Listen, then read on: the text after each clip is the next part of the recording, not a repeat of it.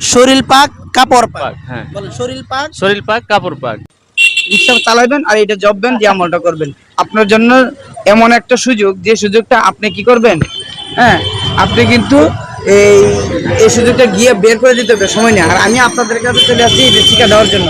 ভালো হলে মন্দ হইলো, আমরা শিকার জন্য আসছি। আপনি কখন সময় বের করে যাবেন রিক্সা চালায়, সেটা তো মনে করেন যে আর সময় বের করবেন। আর আমরা আপনার কাছে আইসা জিজ্ঞেস করে আপনাকে কি এখন কথাটা শর্টকাটে বলে যেহেতু আপনি ব্যস্ত, নামাজের ফরজ কয়টি?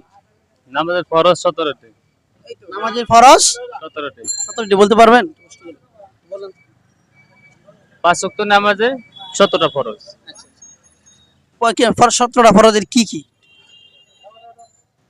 ফজর 2 রাকাত, জোহর 4 রাকাত, আচ্ছা আসর 4 রাকাত, এদিকে দেখেন। আসর 4 রাকাত, মাগরিব 3 রাকাত, এশা 4 রাকাত। ওইটা তো আমাদের নামাজের, এগুলো নামাজের রাকাতের ফরজ। আমরা 5 ওয়াক্ত নামাজে 5টা ফরজ আছে, যেমন ওয়াক্তের মতো 5 নামাজ পড়া, এবং এটা 5 ওয়াক্তের 5টা ফরজ। নামাজের ফরজ হলো 13টি। নামাজের বিধান, নামাজের বিধান যেটা বলে, আচ্ছা, এক নম্বর শরীর পাক। আপনার শরীর যদি পাক না থাকে এটা কিন্তু ফরজ। শরীর পবিত্র করা আমাদের ফরজ না এটা? হ্যাঁ নামাজের জায়গা পাক। 17 টাকা। কিবলামুখী হওয়া, হ্যাঁ এই তো পারেন। হুম। ওয়াক্ত মতো নামাজ পড়া, নামাজের নিয়ত করা। নিয়ত করা। আমরা নামাজ যে পড়ি নিয়ত তো অবশ্যই করতে হবে। অবশ্যই করতে হবে, নামাজে নিয়ত করা এটা কি ফরজ। হ্যাঁ।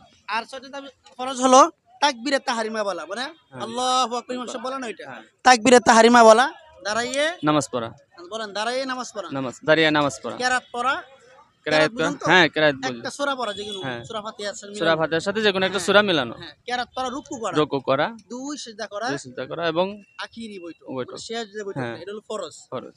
তাহলে আমরা এখন কি শিখতে পারলাম যে নামাজের ফরজ মানে বিধান বিধান হলো 13টি। 13টি। আপনি কি কষ্ট পেয়েছেন? না, কষ্ট রাগ নেই। করেছেন? না না, এই জন্য জানার জন্য আপনাকে আমাদের সময় দেওয়ার জন্য ধন্যবাদ। দর্শক বিন্দু, যখন আমার চাচা অনেক ব্যস্ত মানুষ, এই ব্যস্ত মানুষের মানে সময়ের ভিতরেই আমরা একটা প্রশ্ন করেছিলাম, আলহামদুলিল্লাহ যতটুকু পেরেছে উত্তর দিয়েছে।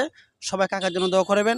দেখেন 5 ওয়াক্ত নামাজ পড়ার পরেও কাকা রিক্সা চালিয়ে, মানে আমরা সবাই জানি, অনেকে জানি, বেশিরভাগ মানুষের জন্য সবাই জানি যে রিক্সা যারা ছাড়া ওরা টাকাটা হলো অবশ্যই হালাল পয়সা, কারণ ওরা কাউকে কষ্ট দেয় না, ওরা মানে অযথা সময় নষ্ট করেন, অযথা মানুষকে কষ্ট দেয় না, সেই জন্যই রিক্সাওয়ালার যে টাকাগুলো আছে এটা হালাল পয়সা টাকা। এই জন্য কাকার জন্য সবাই দোয়া করবেন, আল্লাহ তাআলা যেন এক হায়াত দান করে এবং রিজিকের মধ্যে বরকত দান করে। ঠিক আছে, আসসালামু আলাইকুম। ওয়ালাইকুম আসসালাম।